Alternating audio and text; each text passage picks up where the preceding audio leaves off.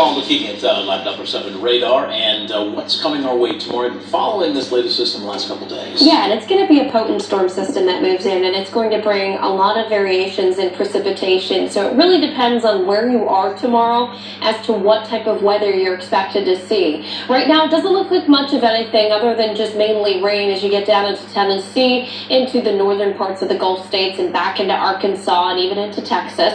You may notice on the far northern fringe, though, in northern Arkansas, that we're starting to see that transition over to some wintry weather.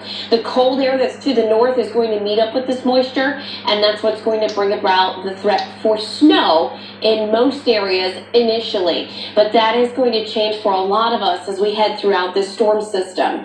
So here's what's going to be happening. We're cooling the air tonight, the environment itself. As that storm system moves in, it will be cold enough from the cloud all the way to the ground to support snow. Then warmer air is going to be pushing in the middle layers of the atmosphere as this storm system crosses the region. When that happens, we're going to see more of a snow-sleet mix, especially I-70 and perhaps south, and then this is all going to transition over to rain as that warm layer expands a little bit more. May even have a little bit of some freezing rain as the ground itself may still be cold enough to ice over. But then eventually it's all rain, I-70 and to the south. So our impacts for Wednesday as the system moves in north of I-70 is going to be a mainly snow event. You'll look at snow falling through most of the afternoon and evening, may transition briefly over to rain and then back to snow Wednesday night.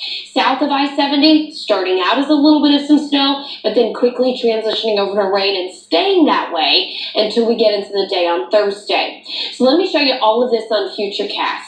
At 7 o'clock tomorrow morning, there's not going to be anything falling from the sky. We'll have a mostly cloudy to cloudy sky to start your morning. Clouds thicken up as we head into the afternoon, but still quiet at 2 p.m. After that, though, watch what happens. Moving in from the south, that snow starts to make its way in. At 4 o'clock, not much happening across the north. We have snow falling around Interstate 70, and then already transitioning to rain down towards Butler, Warren, and Clinton counties. By 7:30 in the evening, a good chunk of us is mainly rain. Then you have that wintry mix far north around US 36 over to snow north of that.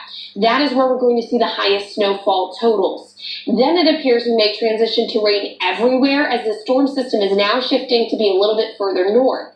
This will go back over to light snow showers as we head into the day on Thursday, and that again could bring around a light coating of snow.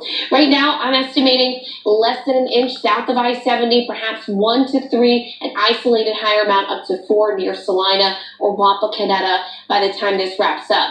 We do have a winter weather advisory that begins at 1 o'clock tomorrow afternoon and lasts through Thursday morning, because no matter what, we're going to be looking at it accumulating snow north, but then slippery roadways as temperatures drop off into Thursday. Snow showers around on Thursday. Look at Friday morning in the teens to start. Wind chills will be below 0. A cold afternoon for Valentine's Day, and then we're into the 40s with sunshine Saturday and Sunday. Rain showers, but near 50 degrees on Monday.